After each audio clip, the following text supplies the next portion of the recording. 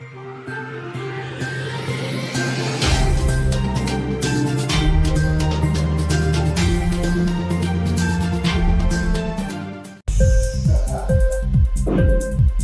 TV prime time news కి స్వాగతం.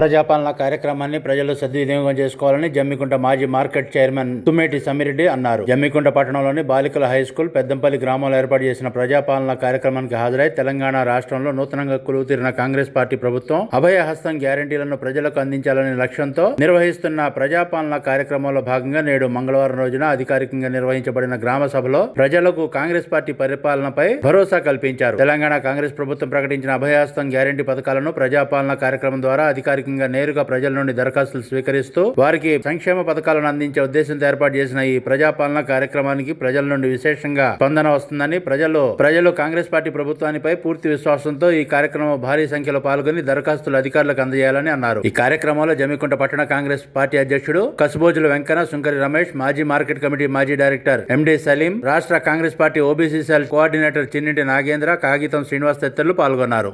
కొలువుదీరి 23 రోజుల తర్వాత పల్లెల్లో గత 3 రోజుల నుంచి ప్రజాపాలన ప్రారంభమై ఈరోజు 3వ రోజు ప్రజలంతా మొత్తం వాళ్ళు గత 10 సంవత్సరాల నుంచి టీఆర్ఎస్ బీఆర్ఎస్ పార్టీ ప్రభుత్వంలో ఒక పింఛను దరఖాస్తు పెట్టుకోవాలన్నా, ఒక రేషన్ కార్డు అప్లై చేయాలన్నా, మరి గృహలక్ష్మి పేరు మీద కానీ ఇవన్నిటిని ఎన్నో రోజులు వెయిట్ చేసి వాళ్ళు కలలుగానే మిగిలిపోయింది.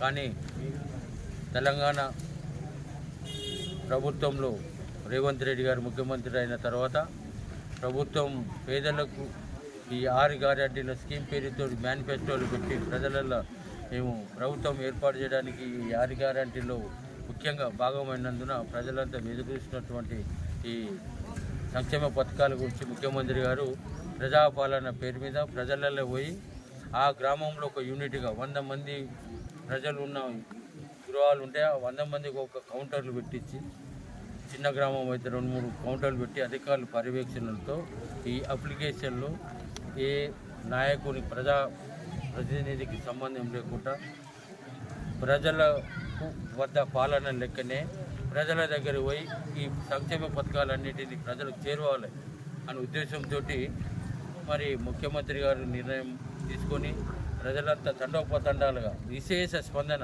చూడండి. ఇప్పటికి 2-3 గంటలైంది. రూరల్లో మా జమ్మికుంట మండలం ఇప్పటికీ 5,000 అప్లికేషన్ వచ్చింది 3 రోజులలో.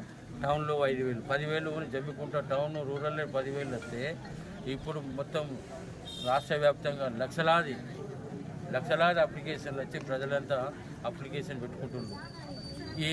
ఈ పాలనలో బీఆర్ఎస్ పాలనలో రేషన్ కార్డు కూడా 2018 తర్వాత ఒక అప్లికేషన్ కూడా తీసుకోలేదు. ఈ ప్రజలు ఇక్కడ సంక్షేమ పథకాలు కావాలన్నా రేషన్ కార్డు లేక లబ్ధి పొందలే. ఇక్కడ మన బై ఎలక్షన్లో ఉప ఎన్నికల్లో దళిత బంధువు స్టార్ట్ చేసి దళితులకు కూడా రేషన్ కార్డు లేదని 2,000 మంది రిజెక్ట్ అయి ఉన్నారు. ఇప్పటికీ రేషన్ కార్డు లేదని. మరి అప్పటి వరకు ఒక రేషన్ కార్డు ఇవ్వని ప్రభుత్వం, ఒక డబుల్ బెడ్రూమ్ ఇవ్వని ప్రభుత్వం, ఇన్ని సంక్షేమ పథకాలు 57 సంవత్సరాలకు పెన్షన్ ఇస్తా అని చెప్పారు, అది కూడా ఇవ్వలేదు. ఇప్పుడు కొత్త ప్రభుత్వం ఏర్పడి 23 రోజులలోనే ప్రజల వద్ద పోయి ప్రజాపాలనను ఈ అప్లికేషన్లు తీసుకొని రేషన్ కార్డు అప్లికేషన్ ఆప్షన్ ఉన్నది. గృహలక్ష్మి పేరు మీద ఇల్లు లేని వాళ్ళకు సొంత జాగా ఉంటే వాళ్ళ అప్లికేషన్ దీనిలో ఉన్నది. మరి 4,000 పెన్షన్ దాని గురించి ఉన్నది. ఇవన్నిటి ఒకటే అప్లికేషన్ మీద ఈ 6 గ్యారెంటీలు ప్రజలకు చెందాలి.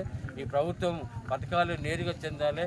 ఇక్కడ ప్రజలకు చెందాల్సిన ఈ అప్లికేషన్ కానీ ఇక్కడ ఉన్న లోకల్ పార్టీలకు అతీతంగా నిజమైన పేదదారు అరువులు అందరికీ చెందాలని ముఖ్య ఉద్దేశంతో ముఖ్యమంత్రి గారు ఇవి చేశాడు. కానీ గతంలో బీసీలోని ఎలక్షన్ల లబ్ధిదారులు కూడా చెక్కులు వేయాలి. ఇప్పటివరకు కొన్ని మండలాల్లో గ్రామాలల్లో మరి నాకు ఓటైతేనే మీకు చెక్ ఇస్తా అని చెప్పిన పెద్ద మనుషులు ఆ పార్టీ వాళ్ళు అంతా ఆ చెక్కులు కూడా ఇవ్వలే. ఎంపీడీఓ ఆధ్వర్యంలో కానీ ఆ బీసీ చెక్కులు ఇవ్వలే. మరి ఆ బీసీ చెక్కులు ఇవ్వకుండా మొన్నటి వరకు రాత్రైనా పగలైనా ప్రభుత్వం ఇచ్చినటువంటి కళ్యాణ లక్ష్మి చెక్కులు కానీ షాదీ ముబారక్ చెక్కులు కానీ ఆ చెక్కులని ఒకప్పుడు గ్రామంలో ఉండే సర్పంచ్ లేకుండా గ్రామ పంచాయతీ సిబ్బంది లాస్ట్కు సుంకరైన లేకుండా వాళ్ళు ఉంటే ప్రభుత్వ పరంగా చెక్కులు వస్తే ఆ గ్రామంలో లబ్ధిదారులకు చేరేసే విధంగా ఉండే.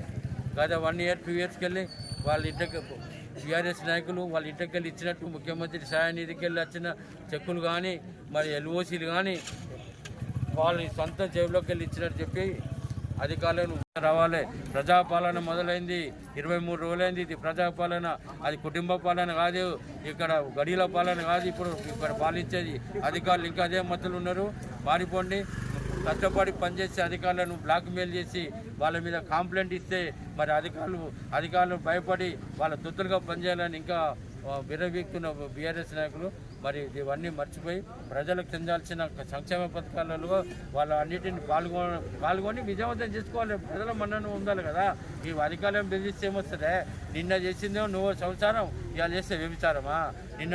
నిన్న మొన్నరాకు ఏం మాట్లాడిందో, ఎంఆర్ఓ ఆఫీస్ నాదే, ఎంపీడీఓ ఆఫీస్ నాదే, పోలీస్ నాదే, వ్యవస్థ నాదే, నా టీఆర్ఎస్ కార్యకర్తలు అంతా నడిపిస్తారు, ఏ పాటోడు రావద్దన్నారు. మేము అట్లా కాదు కదా. ఇది ప్రజాపాలన, ఇది గడిల పాలన కాదు.